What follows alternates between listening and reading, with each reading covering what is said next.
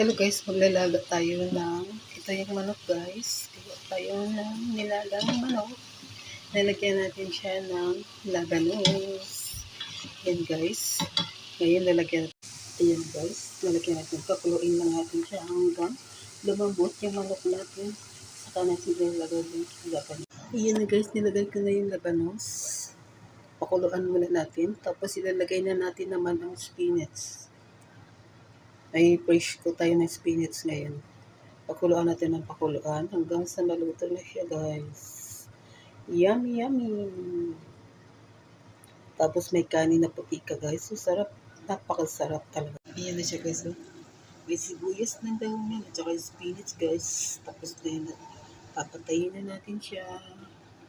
It's so exactly na may sili pa talaga siya. Thank you guys for watching.